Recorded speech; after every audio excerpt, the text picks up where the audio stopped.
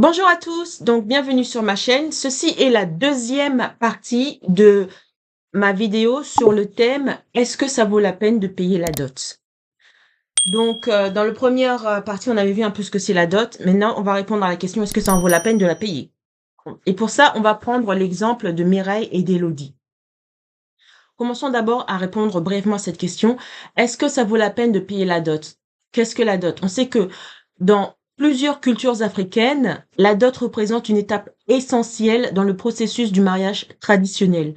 Donc, ça consiste en un ensemble de biens matériels, par exemple de l'argent, des vivres, du bétail, etc., même des objets symboliques.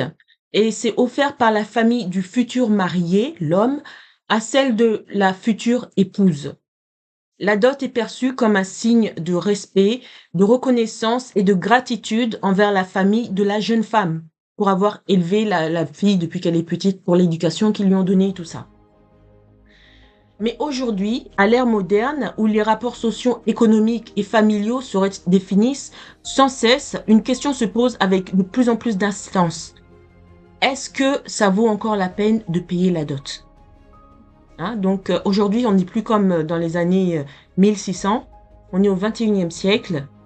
Est-ce qu'au 21e siècle, ça en vaut encore la peine?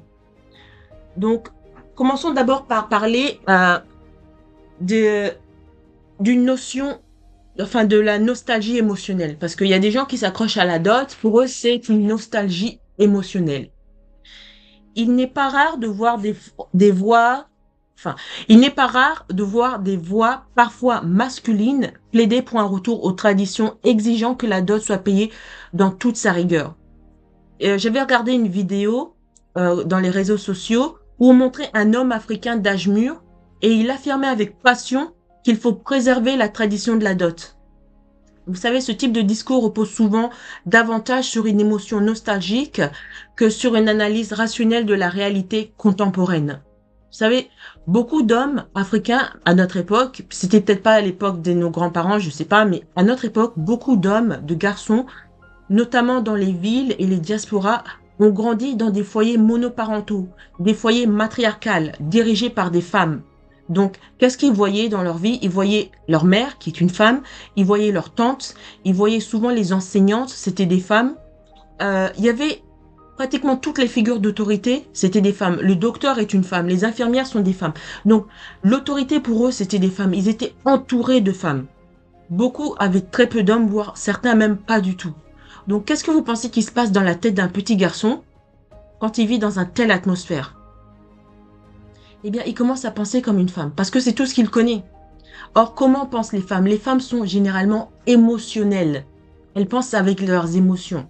C'est important quand tu gardes des enfants, surtout les bébés, d'être émotionnel, parce que le bébé, il pleure, il pleure, il pleure. Il faut garder tes nerfs de fer. Et ça, les émotions, ça aide. L'émotion, de la douceur, les trucs comme ça. Donc, ils ont eu cette sensibilité accrue où ils commencent à penser comme des femmes, à être émotionnelles. C'est pour ça que je parle d'une nostalgie émotionnelle.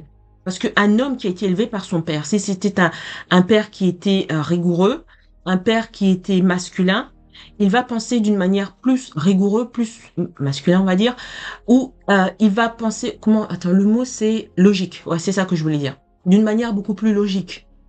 Regardez par exemple les Asiatiques.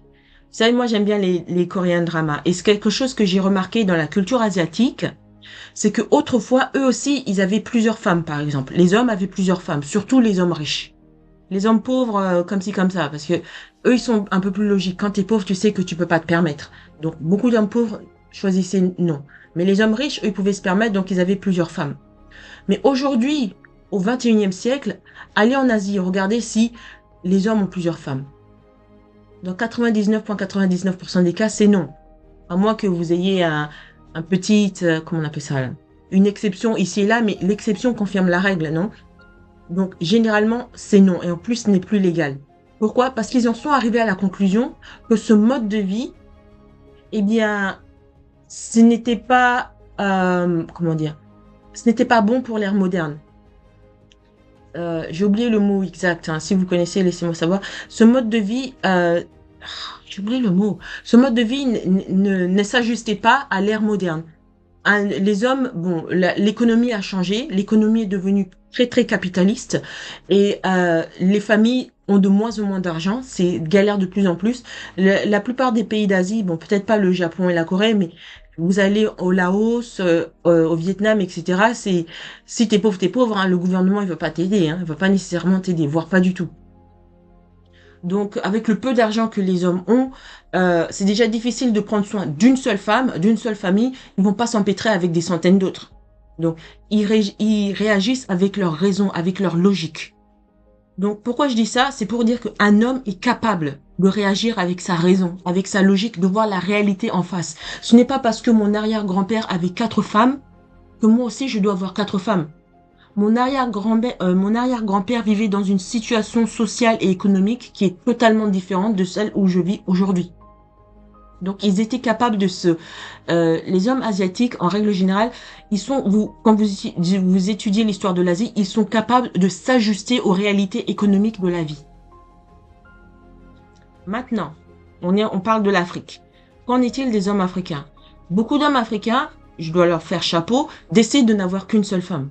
Parce qu'ils se disent, plusieurs, non, je peux pas. Financièrement, je peux pas. Mais juste psychologiquement, c'est dur, émotionnellement, etc. 2 femmes à la maison, on parle pas de ça, mais financièrement, ils se disent, je peux pas. Moi, je veux une bonne famille. Je veux bien élever mes enfants. Donc, ils se disent, je vais me contenter d'une seule femme. Je vais me focaliser sur cette femme et sur les enfants qui vont venir. Je vais faire des enfants qui vont être des enfants qui ont réussi dans la vie. Moi, je connais un couple comme ça, je l'ai déjà dit, un couple nigérien, ils ont fait ça, hein. Ils ont eu 2 enfants. Maintenant, ils sont vieux, ils ont genre la soixantaine ou quoi.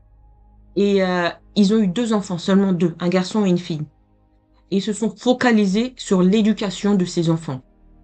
Aujourd'hui, le garçon, il est ingénieur dans une grande compagnie d'électricité au Royaume-Uni, il me semble. Ouais, il est au Royaume-Uni, il est ingénieur. Et il a fini ses études cette année. Et tout de suite, il a trouvé du boulot dans une grande compagnie d'électricité au Royaume-Uni. Et la fille, elle est au Canada. Je sais pas ce qu'elle fait, mais je sais qu'elle est là-bas pour ses études. Donc, ça doit être de grandes études, hein. Donc, eux, les parents sont nigériens. Aucun des enfants n'est marié, hein. Ils ont bien élevé leurs enfants. Ils leur ont dit, ne faites pas d'enfants en dehors du mariage. Euh, Concentrez-vous sur vos études d'abord. Et petit à petit, vous allez évoluer dans la vie.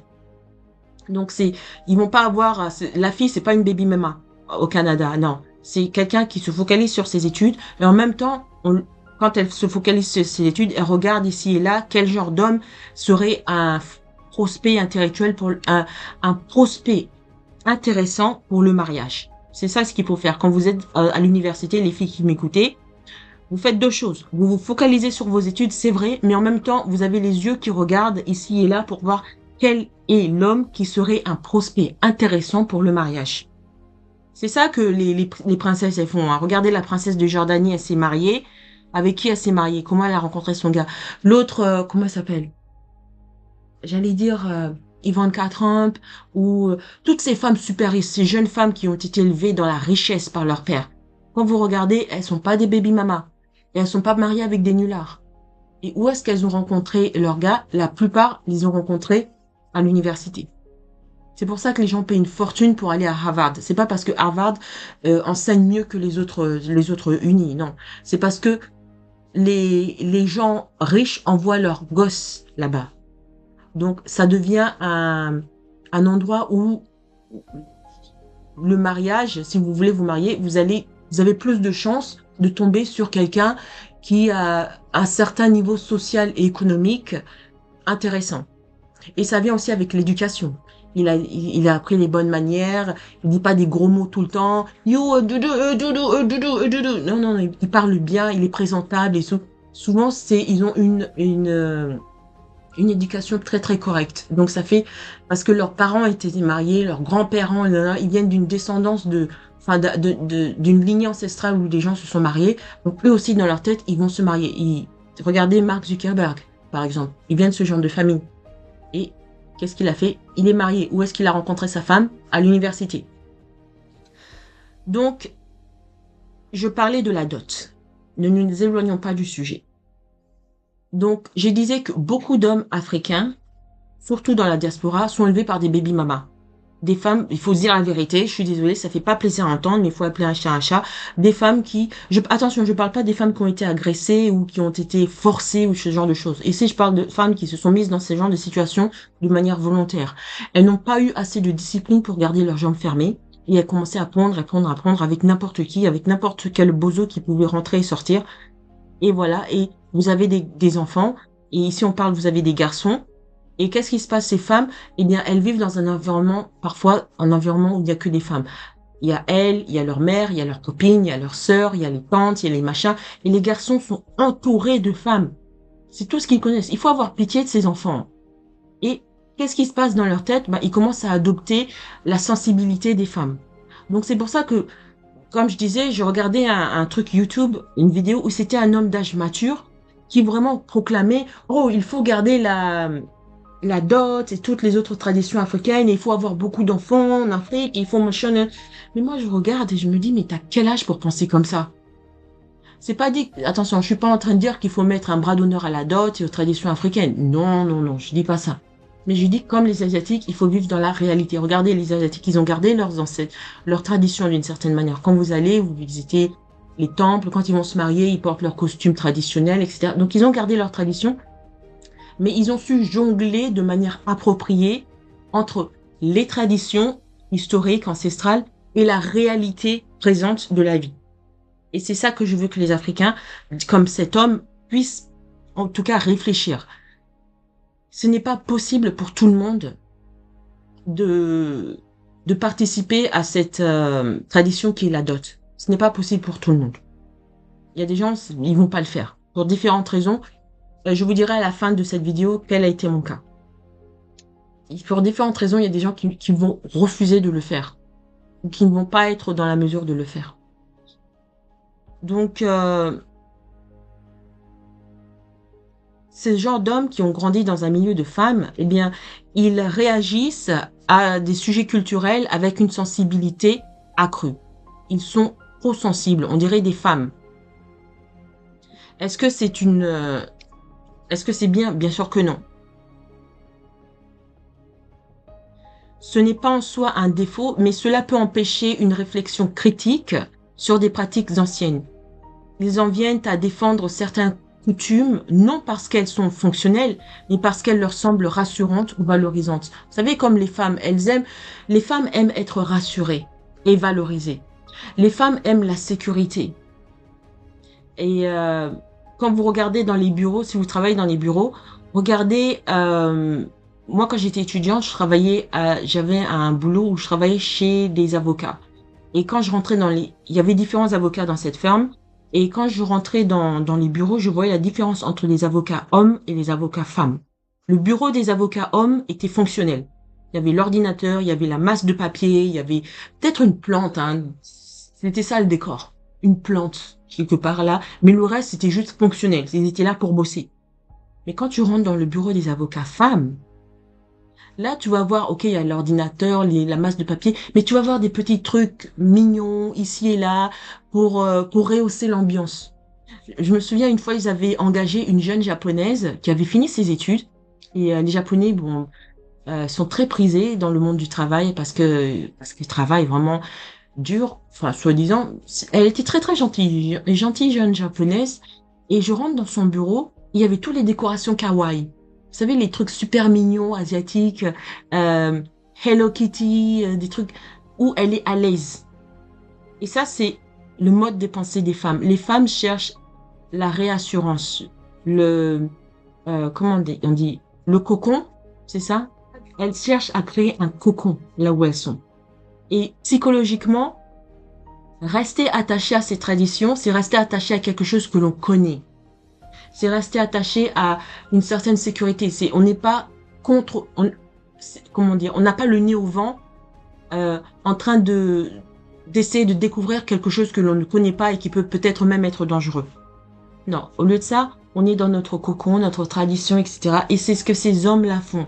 C'est dans ce sens-là que je dis qu'ils ont adopté un état d'esprit féminin. Or, les hommes, les vrais, ce sont des guerriers, ce sont des conquérants. Ils sortent de leur zone de confort. Regardez les Christophe Colomb et tout ça. Dans la Nina, la Pinta et la Santa Maria, il y avait des femmes dedans?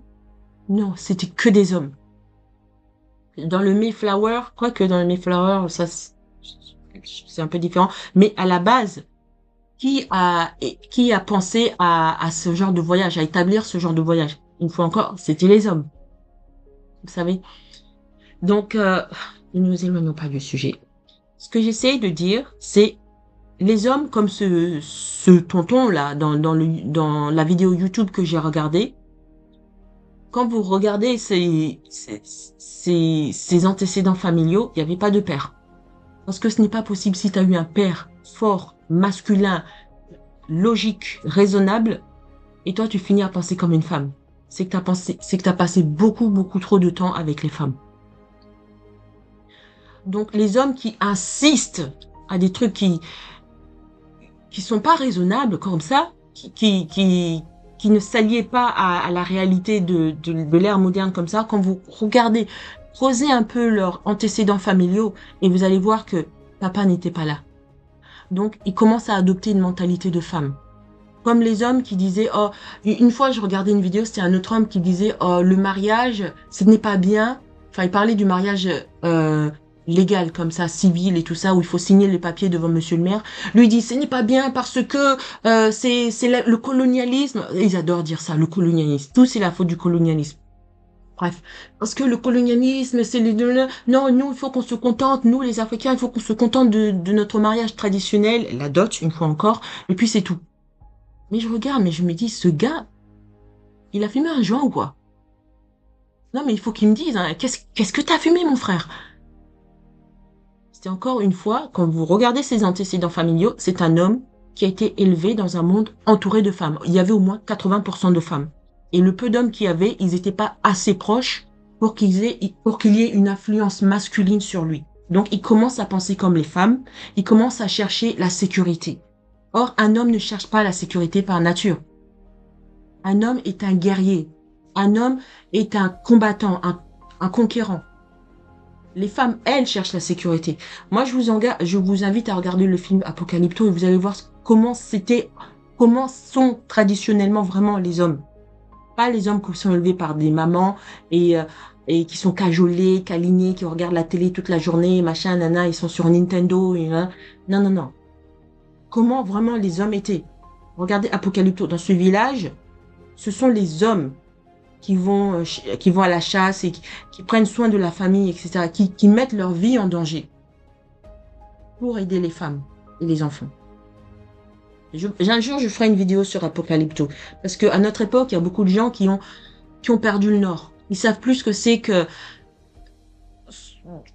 le Nord, le Sud, l'Est, l'Ouest. On parlera de ça plus tard. Ne nous éloignons pas du sujet.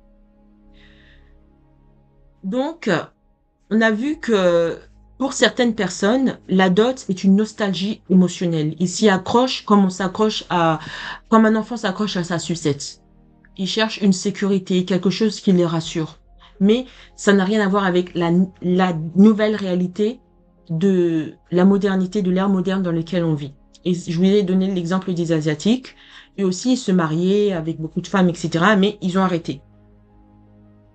Pourquoi le gouvernement et le peuple, ils ont compris, ils ont agréé que ce n'est pas raisonnable, même si, bon, il y a le pour et le contre, mais à l'ère moderne, ce n'est pas raisonnable. Maintenant, on va voir la dot, symbole d'amour ou valeur limitée. Parce que maintenant, on parle vraiment de mariage. Hein.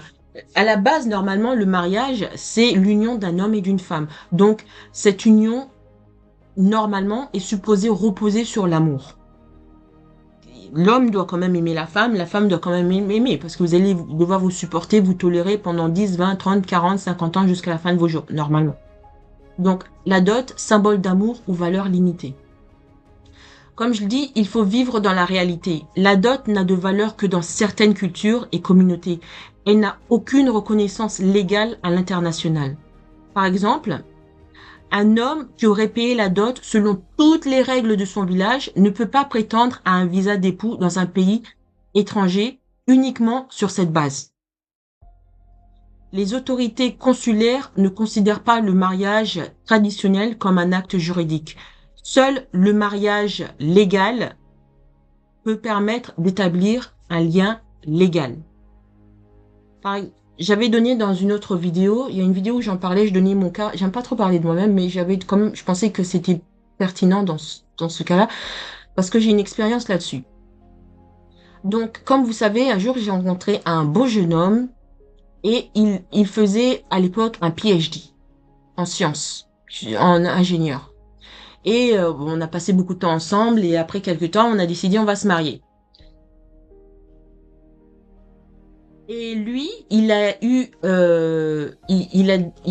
après le PhD, normalement les gens pensent que le PhD c'est le top diplôme. Il y a plus, non, c'est pas le top diplôme. Enfin, si c'est le top diplôme, mais il y a ce qu'on appelle le post-doctorat. Le doctorat c'est le top, mais il y a ce qu'on appelle aussi le post-doctorat. Et mon mari était tellement intelligent qu'il voulait faire un post-doctorat en ingénierie, whatever. Ok, un truc d'ingénieur. Et l'université là où il allait faire son post-doctorat, c'était au Canada, à Vancouver. Donc moi, bien sûr, je l'ai encouragé à le faire. Et il allait partir à Vancouver. Mais voilà le problème. L'étude, le post-doc, ça durait 2 ans. Vous savez, en 2 ans, tout peut changer, hein. Il peut rencontrer une collègue très jolie, très charmante, et qui va faire tourner son cœur. Il y a des milliards d'histoires comme ça dans l'histoire de l'humanité, où un homme, il est éloigné de sa femme ou de sa copine, et puis, ben, même s'il aime sa femme, sa copine, qui est restée au bled ou qui est restée au pays, eh ben, l'autre femme, dans le nouveau territoire où il est, cette femme lui fait tourner la tête. Et puis, il dit bye bye à sa femme et à sa copine ou whatever. Ok? Moi, je voulais pas que ça soit quelque chose qui m'arrive, parce que le gars que j'avais, c'est une chance sur 1 milliard. Il n'y a pas d'autre homme comme ça. Vous avez vu sa photo? Je vais poster. Vous voyez bien, c'est le genre d'homme. Je devrais faire une vidéo sur le genre d'homme qu'il faut chercher à épouser. Pas les bad boys et tout ça, là. Bref, ça c'est, ne nous éloignons pas. Bref, je me suis dit, je peux pas perdre cet homme. On va l'appeler, comment je vais l'appeler? Patrick. Allez, je l'appelle tout le temps Patrick. C'est pas son nom, mais on va l'appeler Patrick. Je me suis dit, je ne peux pas perdre Patrick. Parce que, bon, il a toutes ses qualités en tant qu'être humain. Ça, c'est vrai, il est gentil, il est drôle, il est machin, blablabla. Ok. Mais il faut vivre dans la réalité. Moi, j'encourage les gens aussi à vivre dans la réalité. Il y a des tas d'hommes qui sont gentils, drôles et nanana, et qui sont au chômage et qui foutent rien de leur vie. Patrick, lui, il a toutes ses qualités, c'est vrai. Mais en plus, il a un PhD en sciences, en ingénierie. Non seulement un PhD, mais il va avoir un postdoc. C'est pas tous les jours que tu rencontres un homme comme ça et qui en plus est intéressé à toi. Et qui en plus est libre de s'intéresser à toi. Donc je me suis dit, il faut pas que je le lâche. Et comme il m'a déjà demandé en mariage, j'ai dit oui. On était fiancés, hein. Les fiançailles avaient déjà passé. On avait le choix. Soit on traînait encore le mariage, on se marie dans 1 an, dans 2 ans, machin. Soit on se marie tout de suite et je pars avec lui au Canada. Si je ne pars pas avec lui au Canada, il risque de rencontrer quelqu'un d'autre. Un homme, c'est un homme, hein. Il peut être, il faut vivre dans la réalité. C'est un homme. Je dis pas qu'il va le faire, mais la tentation sera toujours là. Et lui-même, un jour, il m'a dit qu'il était dans le bus. Et les jeunes filles canadiennes, les Canadiennes blanches, asiatiques, etc., elles le regardaient, certaines même l'approchaient et carrément lui demandaient de sortir avec. Mais il a toujours dit non. Il m'a dit ça. Il a toujours dit non. Maintenant, il a toujours dit non parce qu'il sait que le soir, il va rentrer, il va me voir. On est mariés. Mais maintenant, imagine que je suis à l'autre bout du monde et qu'il se sent seul. Je dis pas que ça va se passer parce que j'ai confiance en lui, ça va pas se passer, mais il faut quand même vivre dans la réalité. Un homme, c'est un homme. Donc, qu'est-ce que j'ai fait? On a continué notre plan, qui était, après les fiançailles, on se marie. On n'avait pas vraiment de date pour le mariage. Moi, personnellement, ça ne me dérangeait pas qu'on attende 1 année encore. Mais il y a une vieille dame qui nous a approchés, que l'on connaissait, une vieille dame très sage, qui m'a approché à moi et qui m'a dit, Psychobrio, tu dois l'épouser et tu dois l'épouser vite. C'est une vieille dame. 2 vieilles dames m'ont donné des conseils et à chaque fois, c'était les bons conseils. Il y en a une qui m'avait donné un conseil sur mon fils, sur l'école où mon fils doit aller. À l'époque, mon fils n'avait que 1 an. Et plus tard, je me suis rendu compte que c'est le meilleur conseil qu'on m'a donné en ce qui concerne l'éducation de mon enfant. Ça l'a propulsé. Cette école, c'était vraiment, bon, ça c'est une autre histoire, ne nous éloignons pas du sujet. Bref, cette dame, elle m'a approché, elle m'a dit, Psychobrio. Parce qu'elle sait que moi, je suis très relax, hein. Je connaissais Patrick depuis au moins 4 ans, avant même qu'on se fasse les fiançailles. Moi, je suis pas quelqu'un qui était pressé. Et on pouvait durer 10 ans comme ça, ça me dérangeait pas.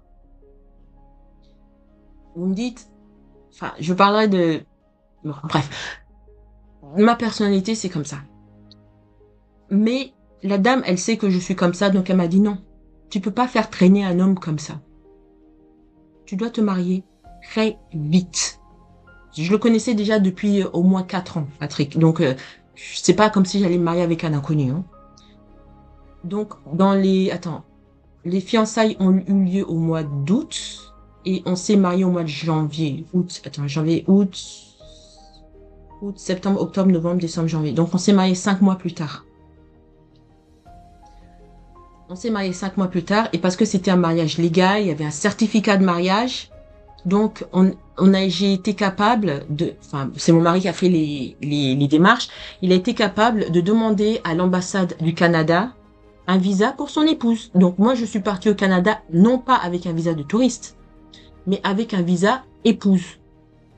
Et avec un visa touriste, tu viens et tu prends des photos, tu rentres chez toi. Tu viens, tu prends des photos, tu payes le restaurant, l'hôtel, machin, tu rentres chez toi. En gros, c'est ça. Mais avec un visa épouse, je peux travailler. Un jour, ce serait super si je fais une vidéo sur ma vie au Canada, comment est-ce que j'ai trouvé du boulot, parce que les gens disent que c'est pratiquement impossible pour les étrangers de trouver du boulot. Moi, mon premier interview, je l'ai eu. Il faut connaître les codes, et ces codes sont internationaux. En tout cas, dans les pays occidentaux, ça marche. Et je vais vous dire, peut-être je ferai une vidéo. Écrivez-moi si vous voulez que je vous fasse ce genre de vidéo. L'immigration au Canada, etc., des trucs comme ça. Bref, on s'est mariés. On s'est mariés et parce que j'avais le certificat de mariage, ils m'ont aussi demandé quelles études j'ai fait, hein. Et ce que j'ai compris, ils ont contacté mon école où j'ai fait les études pour demander, enfin, ils ont fait une petite enquête. Bref, c'est normal, j'imagine. Bref, on s'est mariés et parce que je me suis mariée, c'est difficile, j'essaie de parler anglais, mais je me force à parler français. C'est pour ça que des fois, c'est un peu difficile pour moi de parler. Bref. Parce que j'avais mon certificat de mariage, donc l'ambassade le gouvernement du Canada m'a donné un visa épouse et avec le visa épouse, j'ai pu travailler. J'ai pu travailler. Après mon travail, j'ai pu avoir euh, les différents bénéfices qu'il y a quand on travaille. Enfin, tous ces trucs-là, j'ai pu avoir. Ça a vraiment facilité notre vie parce qu'à l'époque, mon mari ne travaillait pas, il était étudiant, enfin, faisait son postdoc. Donc, ça nous a aidés. Et maintenant, imaginez si j'avais été comme les gens qui disent que le mariage, ça sert à rien, on va payer la dot. Le gouvernement canadien aurait refermé mon dossier, il se serait même pas pris la tête. Vous voyez? Donc, ne vivez pas avec vos émotions, vivez avec la réalité. Ceux qui réussissent dans la vie, c'est ceux qui vivent dans la réalité. Donc, donc on a vu que les autorités consulaires ne considèrent pas le mariage traditionnel comme un acte juridique. Dans le monde moderne, où les couples sont de plus en plus multiculturels, les migrations sont courantes. La dot ne pèse rien sur le plan administratif. Donc, comme je vous dis, si Patrick et moi on avait fait la dot, le gouvernement canadien aurait refermé le dossier. Ce serait même pas pris la peine, il l'aurait jeté à la poubelle. Et la seule lettre que j'aurais eue, c'était une lettre où c'est écrit « rejeté ». Donc, dans le monde réel, la dot est un élément folklorique sans effet concret. Si elle a un sens symbolique, elle ne devrait pas avoir de conséquences financières démesurées. Vous comprenez ce que je suis en train de dire là? C'est-à-dire que dans le monde réel, votre dot, ça vaut rien du tout. Je suis désolée de dire, c'est la réalité. Vous ne pouvez pas vous pointer devant le gouvernement canadien, américain, ou même le gouvernement, dans un gouvernement, je sais pas moi, en Arabie Saoudite, au Vietnam, au Japon, même en Afrique du Sud, même dans vos pays d'Afrique là. Dire, oh, je suis mariée, regardez, j'ai la dot. Imagine que tu habites au Congo, tu veux déménager, aller au Sénégal. Tu peux pas te pointer devant l'ambassade sénégalaise et dire oh ma femme donnez-lui le visa épouse pour qu'elle rentre et qu'elle vive dans votre pays. Pourquoi? Parce que j'ai payé la dot. Les Sénégalais, ce sont des gens traditionnalistes. Ce sont des gens traditionnels, mais même là, ils vont vous rigoler à la figure. Ils vont rigoler à votre figure. Donc, il faut vivre dans la réalité. Il faut faire la différence entre ce qui est symbolique et ce qui est réel, entre ce qui est votre tradition et les lois du pays. Ça, c'est quelque chose que c'est difficile pour les hommes qui ont été élevés par des femmes de comprendre. Pourquoi? Parce qu'ils commencent à penser comme des femmes. C'est-à-dire, ils deviennent émotionnels. Ils cherchent la sécurité. La sécurité dans la tradition ou des trucs comme ça. Non, comme j'ai dit, un homme, c'est un combattant. Un homme ne cherche pas la sécurité. Un homme cherche à conquérir. On va voir la dot comme étant des pratiques qui aujourd'hui virent de plus en plus à l'abus. Malheureusement, dans de nombreuses situations actuelles, la dot n'est plus un symbole d'union, mais un instrument d'enrichissement. De moins en moins de familles africaines se montrent raisonnables. Les demandes deviennent extravagantes. Quelqu'un va demander plusieurs milliers d'euros, d'autres vont demander des bijoux en or, des véhicules, des Mercedes, des trucs de luxe, mais qui n'ont ni queue ni tête. Donc tout ça, loin de refléter la reconnaissance envers la famille, la dot devient un test de richesse, voire une tentative de rançon sociale. Si tu ne me donnes pas cette Mercedes, tu n'auras pas ma fille. Et des familles comme ça, il faut fuir. Moi, je dis à l'homme, si vous êtes confronté à une famille comme ça, et que la femme n'est pas de votre côté, la future épouse n'est pas de votre côté, elle est du côté de sa famille, prenez votre jambe à vos coups. Prenez la sortie de secours. Barrez-vous. Parce que ça, ce sont juste des prémices à encore plus de problèmes dans l'avenir. Donc, dans cette logique, des jeunes hommes s'endettent lourdement pour pouvoir épouser la femme qu'ils aiment. Mais est-ce que c'est raisonnable? Est-ce qu'un homme doit risquer sa stabilité financière pour prouver son amour? Une femme véritablement aimante ne devrait-elle pas protéger son futur époux d'un tel piège? Si elle cautionne ses exigences, cela soulève des questions sur sa propre vision de l'amour, du respect et de la responsabilité. Cela, en fait, quand tu es un homme et que ta femme se met du côté de sa famille contre toi en ce qui concerne la dot, c'est-à-dire, est-ce qu'elle m'aime vraiment? Quand je t'ai dit, c'est les prémices de ce qui risque d'arriver à l'avenir. Donc, je vais prendre deux exemples fictifs pour illustrer cela. D'abord, commençons par l'exemple de Mireille et ensuite on verra l'exemple d'Élodie. Donc, toutes les deux ont un point en commun, c'est un jeune homme qui s'appelle Wolfgang.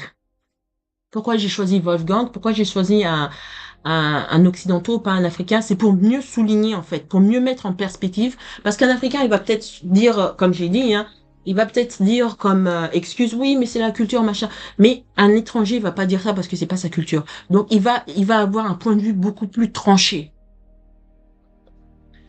Donc, voyons d'abord l'histoire de Mireille. Mireille est une jeune femme africaine sur le point d'épouser Wolfgang, un homme allemand qu'elle aime profondément. Et lui aussi, il l'aime profondément. Un jeune homme allemand. Donc, tout semble parfait jusqu'à ce que la famille de Mireille exige une dot astronomique. Plusieurs milliers de dollars, des chaînes en or et même une voiture de luxe. Wolfgang est bouleversé. Il commence à réfléchir. Si la famille de Mireille est capable d'exiger autant avant le mariage, que se passera-t-il après? Comment peuvent-ils construire une vie saine si leur union commence par une dette colossale? Il réalise qu'un tel choix mettrait ses projets en pause pendant des années. Il finirait par rembourser un prêt pour un symbole culturel qui n'a aucune valeur dans son propre pays et voire même dans le reste du monde. Juste pour que la famille de Mireille soit à l'aise. C'est tout. Donc, au bout d'une longue réflexion, Wolfgang décide de renoncer. Pour lui, la famille de Mireille ne comprend ni la valeur de l'argent, ni le monde moderne.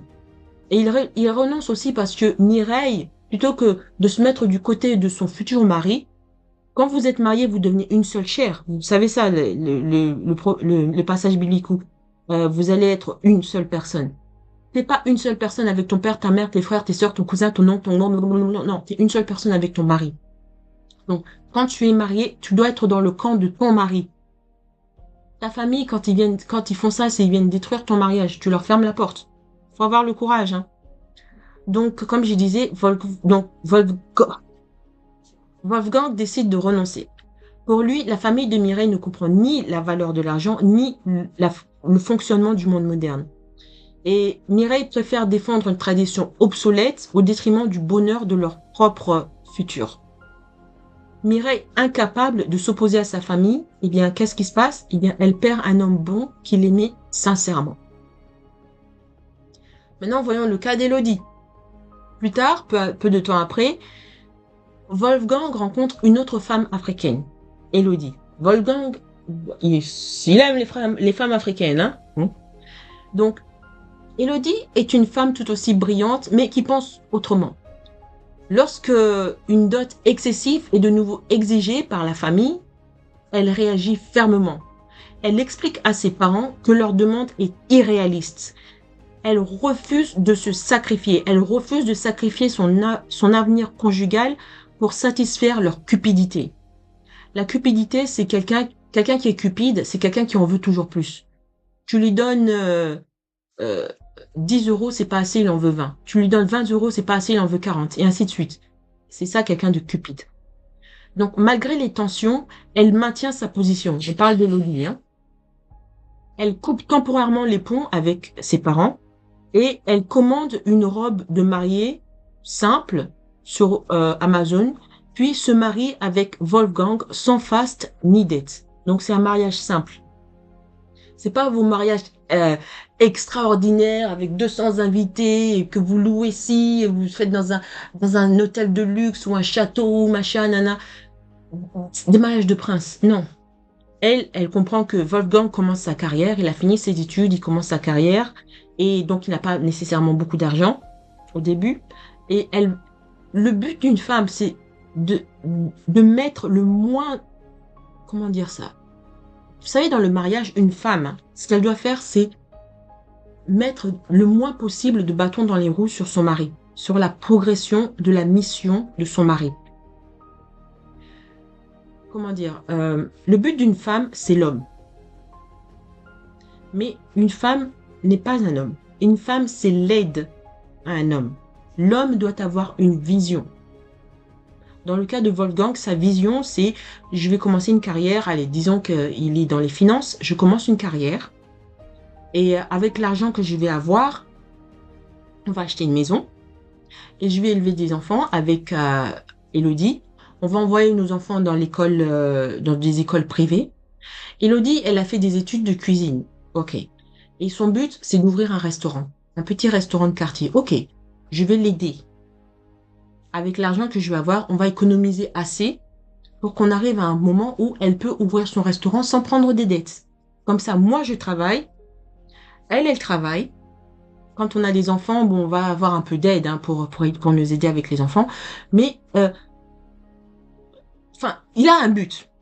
Et son but inclut le bonheur de sa femme. Parce que sa femme, ils ont discuté, il a compris que sa femme, au fond, ça lui ferait vraiment plaisir d'ouvrir un restaurant.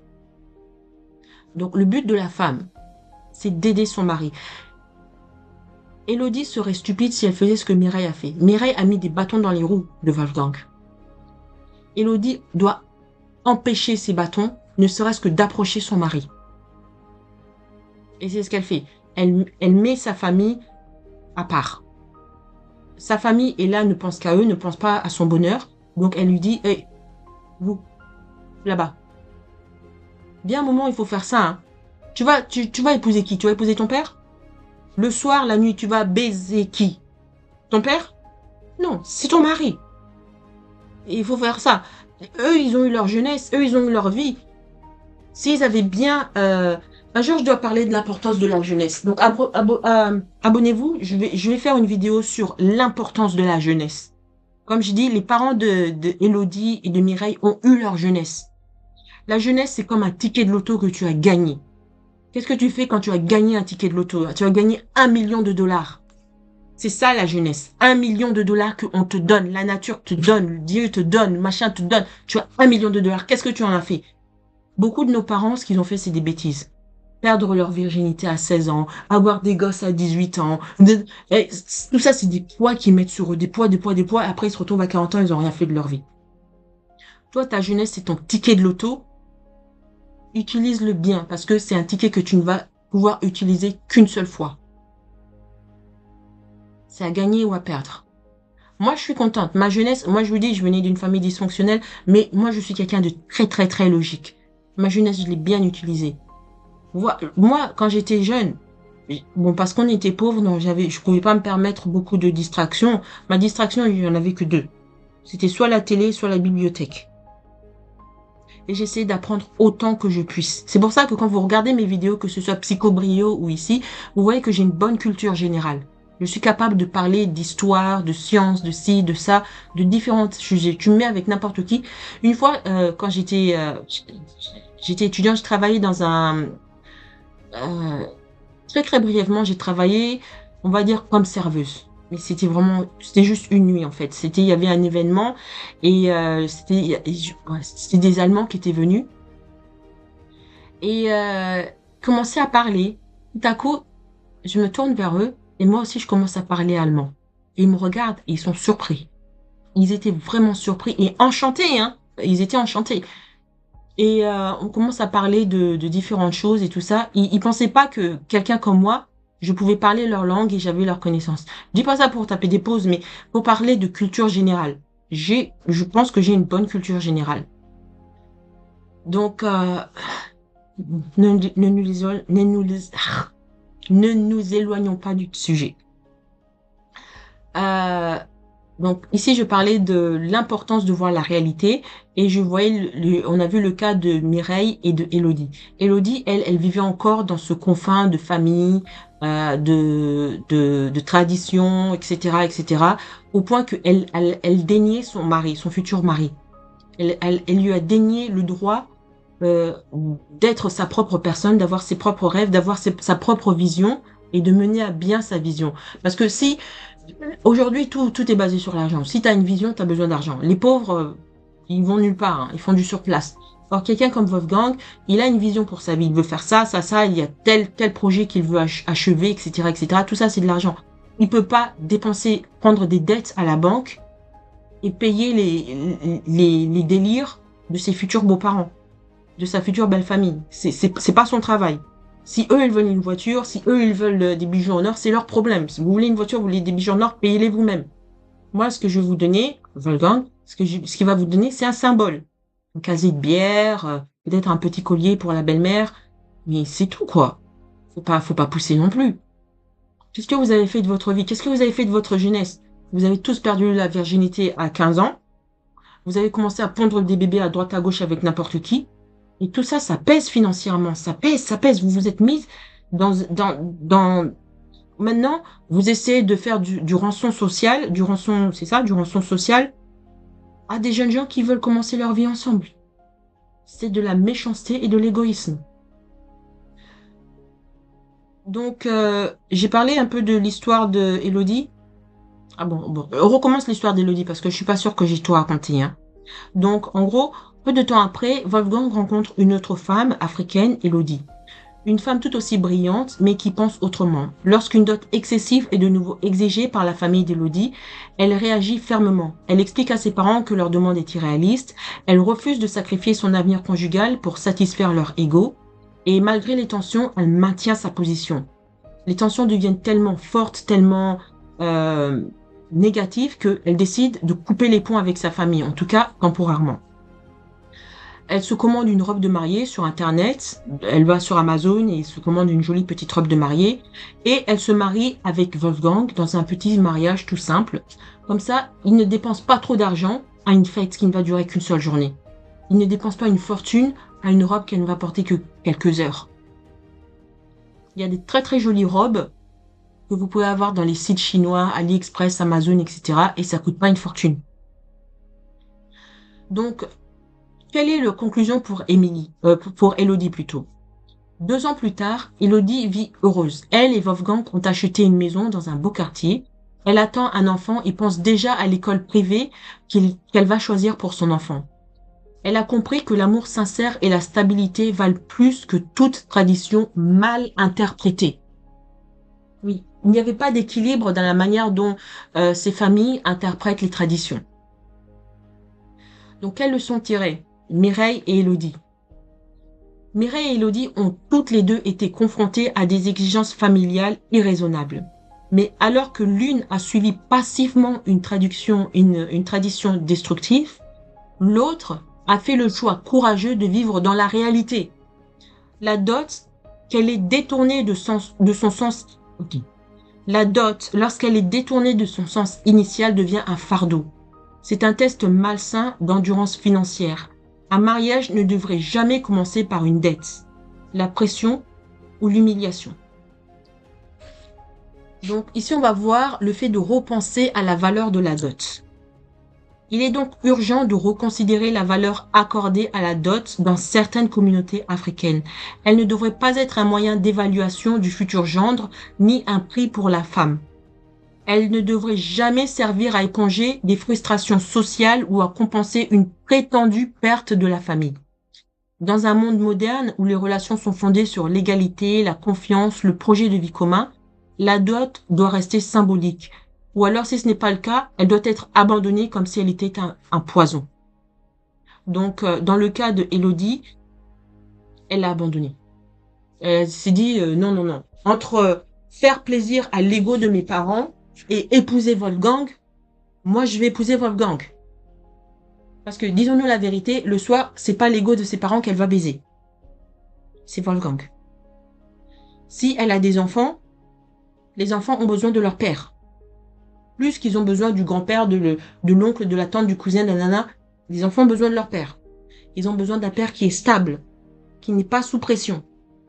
Un père qui est heureux d'être là. Et si vous commencez par empoisonner le mariage dès le départ, vous allez vous retrouver avec des problèmes avec le temps. Donc,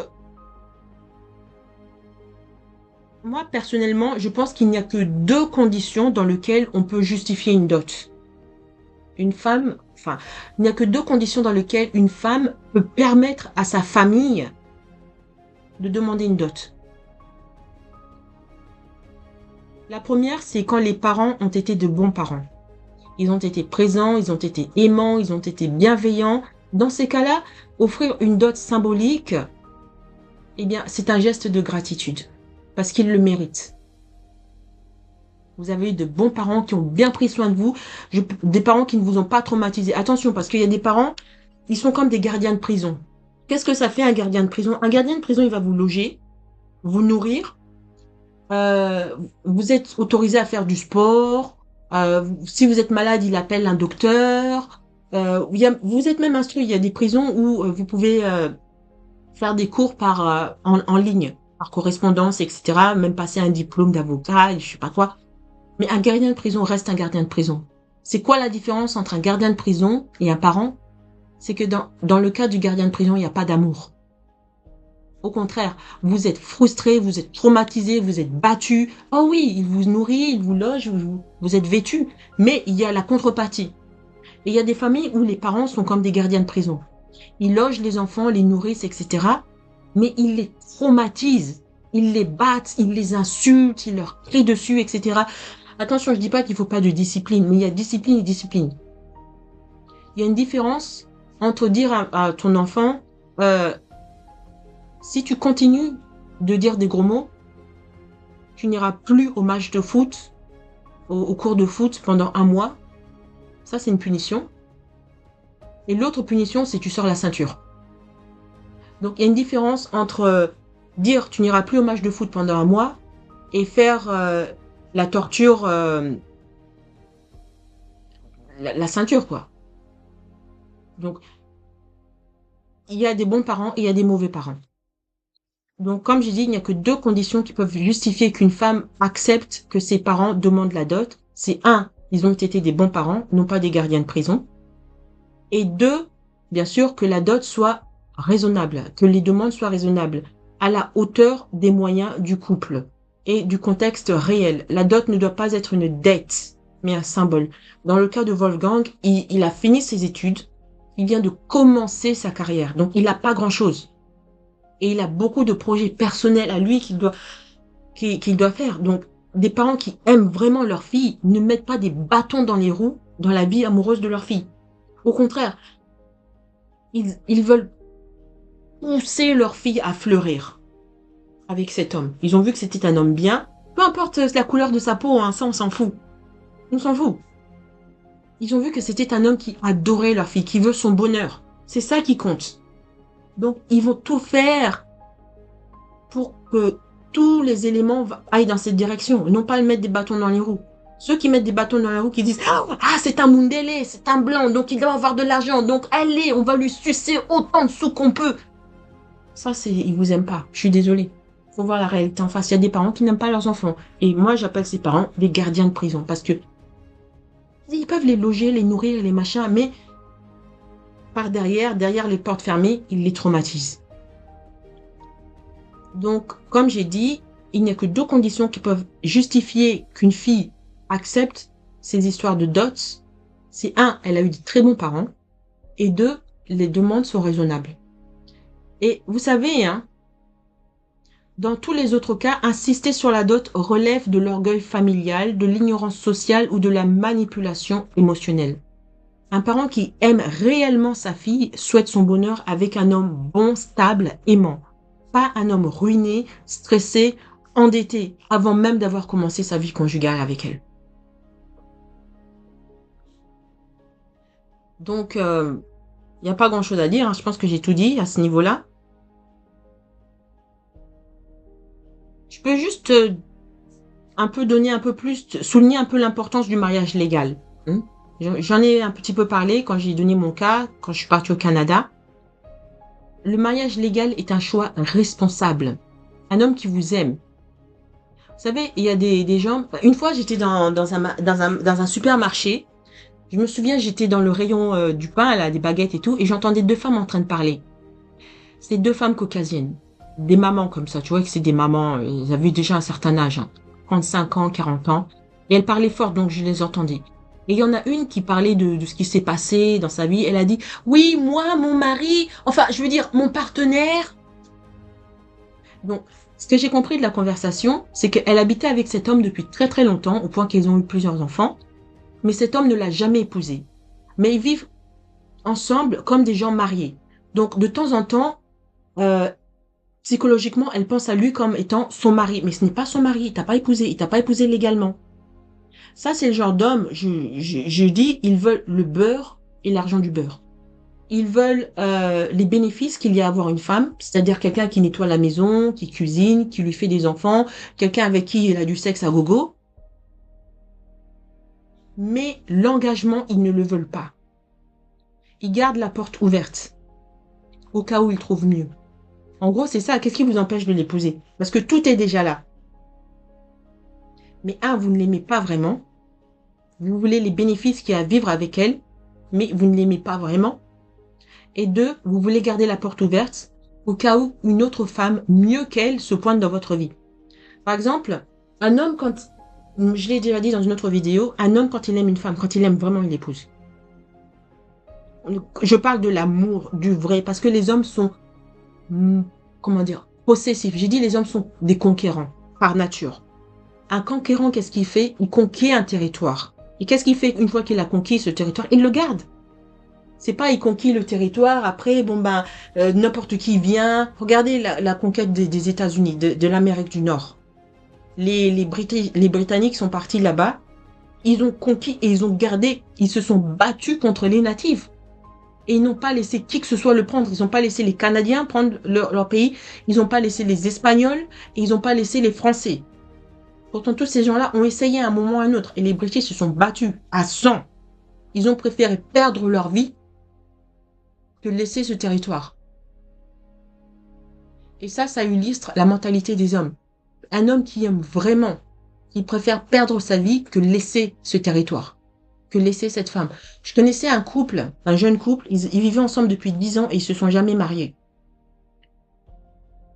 Et puis un jour, ils se disputaient souvent, hein. Vers la fin, ils se disputaient souvent et ils ont décidé, bon bah on se sépare. Parce que la fille, elle voulait épouser, elle voulait se marier, et le gars, il voulait pas. Et le gars, il était content comme il était. Et donc, ils se sont dit, on se sépare. Ils se sont séparés et un jour, j'ai rencontré la fille, elle pleurait. Tu sais ce qu'elle m'a dit? Elle m'a dit, oui, j'ai vu Georges. Tu sais quoi, 6 mois après qu'on se soit séparés, je dis son nom, Georges, c'est pas son nom. Hein. Je dis pas les noms des gens pour de vrai. J'ai vu Georges, 6 mois après qu'on se soit séparés, tu sais ce qu'il a fait? Il s'est marié avec une femme comme ça qu'il a rencontrée. Et c'est-à-dire que Georges n'a jamais épousé cette femme, mais l'idée de se marier, même s'il dit qu'il est contre, inconsciemment, il n'est pas contre. Dans son subconscient, il n'est pas contre. Parce que quand il a rencontré la femme qu'il voulait vraiment, il l'a épousée. Admettons, pour illustrer ça, admettons le cas d'un homme qui aime une femme qui ressemble à Marilyn Monroe. Ça, c'est sa fantaisie. Mais tout ce qu'il a eu comme femme, c'est des femmes qui ressemblent à Sophie Marceau. C'est tout. Des brunes, aux yeux bruns. Mais lui, il aime les blondes, qui sont gorgeous, qui sont comme ci, qui sont comme ça. C'est ce genre de femme. Donc, il va se taper la Sophie Marceau pendant 10 ans. Il va vivre avec elle. Elle va cuisiner pour lui. Elle va nettoyer la maison. Elle va lui faire des enfants. Et il va partager son lit et tout ça. Il aura du sexe à gogo avec elle. Mais il va pas l'épouser. Parfois, c'est conscient, parfois, c'est inconscient. Parce que dans son subconscient, le subconscient, c'est comme une bibliothèque où ça garde tous vos souvenirs, tous vos émotions, tous vos désirs. Donc, dans son subconscient, la femme idéale pour lui, c'est la Marilyn Monroe. Mais il n'arrive pas à avoir la Marilyn Monroe. Tout ce qu'il a, c'est la Sophie Marceau. Donc, pour l'instant, il se contente de ce qu'il a. Mais un jour, il rencontre la Marilyn Monroe. C'est la femme qu'il a toujours voulu. Qu'est-ce qu'un homme comme ça va faire? Il va quitter la Sophie Marceau, même si elle a des enfants, etc. Et il va aller avec la Marilyn. Et ça, regardez tous nos pères africains là qui font ça, qui abandonnent leurs enfants de 30 ans au mouvement. La mère et les enfants. Et ça vaut une autre vidéo. Bref, le mariage est important parce qu'il protège aussi la femme. En tout cas, dans le monde moderne, dans le monde occidental, les femmes qui sont mariées et qui se retrouvent dans des situations comme ça, elles sont pas lésées. L'homme, il doit payer une pension alimentaire, il doit payer ci, il doit payer ça. Surtout si elles ont un très bon avocat, elles vont bien s'en sortir. Et l'homme, il va payer pour la traîtrise qu'il leur a fait.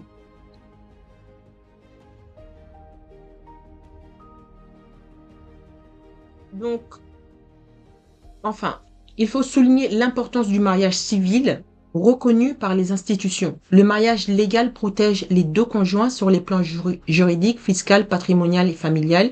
Il permet d'obtenir des droits en cas de séparation, d'enregistrer des enfants sous les deux noms, de bénéficier d'assurances et de visas si nécessaire.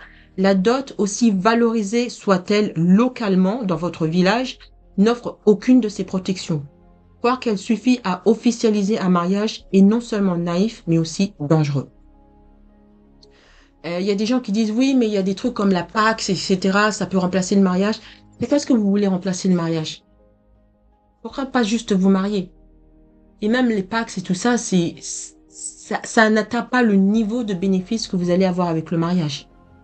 Par exemple, il y a plein d'exemples, hein, mais par exemple, si l'homme meurt, imagine une femme et un homme qui sont entre guillemets paxés, l'homme meurt. Ça limite énormément les droits de la femme. Elle peut même pas décider où son mari va être enterré. C'est la famille de l'homme qui va décider. Tu vois? Donc, il faut apprendre à aimer. Ce que je dirais à cette génération, il faut être moins égoïste, il faut apprendre à aimer. Il y a des gens qui sont aimables, qui sont à aimer. Il y a des Wolfgang. Tous les gens ne sont pas le voyou du quartier qui fait qu'enceinter les filles et passe sa vie en prison. Il rentre et sort de prison. Et non, il n'y a pas que ça. C'est vrai qu'il y a des hommes comme ça. Moi, je les appelle des vampires. Il y a des vampires. Mais tous les hommes ne sont pas des vampires. Vous devez vous positionner. Faites ce que moi j'ai fait. Pourtant, il n'y a rien qui disait que j'allais me marier avec Patrick. Hein. Mais très tôt, j'ai compris. Je vais pas me marier avec un de ces tontons qui servent à rien. Il n'y a pas moyen, ça va jamais arriver. Je vais pas me marier avec un homme qui a rien fait de sa vie. Je vais pas me marier avec un homme qui a une collection d'enfants, surtout des enfants en dehors de mariage. Je vais pas, non, je veux quelque chose de pur, de clean. Je veux un bon commencement, quelque chose de normal. Tout le monde y a droit, même moi. Donc, si moi j'y ai droit, tout le monde a droit. Toi aussi, la fille qui m'écoute, toi aussi tu y as droit. Donc, il faut te positionner. Je donne des conseils dans ma vidéo. Certains conseils sont basés sur mon expérience personnelle. D'autres conseils sont basés sur la logique, sur la sagesse, sur plein d'autres choses. Pour que les jeunes femmes se positionnent pour trouver des hommes bien. Il y avait une vidéo où il y avait une femme, je regardais, elle disait, oh, le mariage, c'est pas bien, le mariage, c'est mauvais, le mariage avec qui, ma sœur? Tu dis le mariage avec qui? Moi, je suis mariée avec Patrick, je suis au ciel, au septième ciel, je sais pas comment on appelle ça là, mais I'm fine. Quelqu'un comme l'autre là, Elodie, elle est mariée avec Wolfgang. Elle, elle est au paradis pratiquement. Il y a des hommes que vous épousez, c'est vous ne souhaitez pas retourner en arrière. Vous ne souhaitez pas regarder en arrière ce qui s'était passé, votre vie, votre hommage, machin, vous êtes tellement bien avec lui. Il vous aime tellement, il vous adore tellement. Ce genre d'homme existe et n'importe qui peut le trouver. Donc, regardez la fille, la Sibou Gay Gardin. Elle s'est mariée. Il y a les deux autres filles là. Abby, je pense qu'elle s'appelle Abigail et j'ai oublié le Brittany. Brittany et Abigail et Abby. Brittany et Abby. C'est deux jumelles, deux sœurs siamoises. Elles ont un seul corps et deux têtes. Elles se sont mariées. En tout cas, l'une d'elles s'est mariée. Donc, si ces gens-là peuvent se marier, toi aussi tu peux. Mais maintenant, il faut pas épouser les vampires. Il faut pas épouser les voyous, les bons à rien, les gens qui veulent juste vous utiliser, les gens qui veulent le beurre et l'argent du beurre. Ces gens-là, il faut savoir les scanner dès le départ et les éviter comme la peste. Il faut vous positionner dans un endroit, dans un environnement où il y a des gens bien, des gens comme mon Patrick, des gens comme le Wolfgang. Ces gens-là existent. Et je donne des conseils à ce propos de ma vidéo, donc abonnez-vous.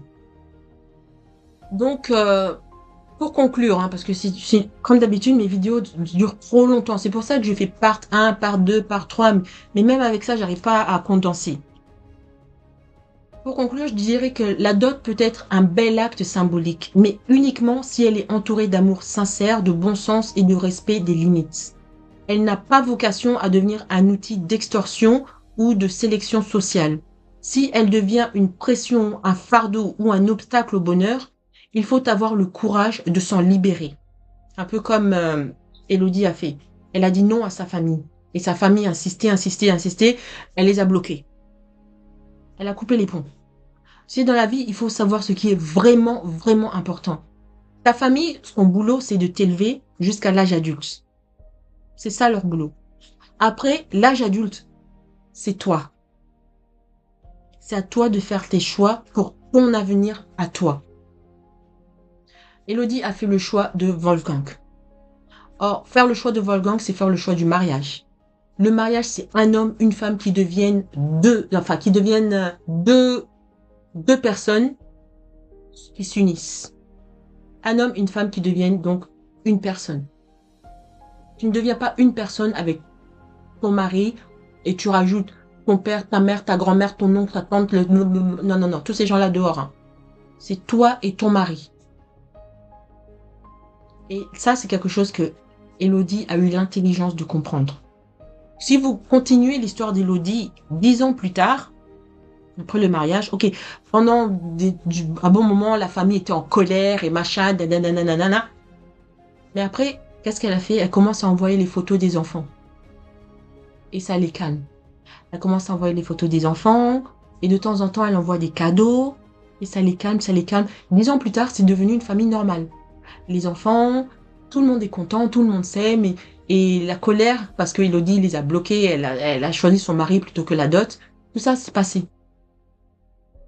Alors que, regardez l'histoire de Mireille, elle est toujours dans la frustration, elle a toujours la haine qu'elle a perdu, Wolfgang, et Wolfgang, donc il a choisi quelqu'un d'autre, et sa famille, ça lui rapporte quoi? Rien du tout. Rien du tout. Ah, tu ne te maries pas, tu es en train de devenir vieille fille. Bah attends, elle a eu l'occasion de se marier, vous avez bousillé son cas.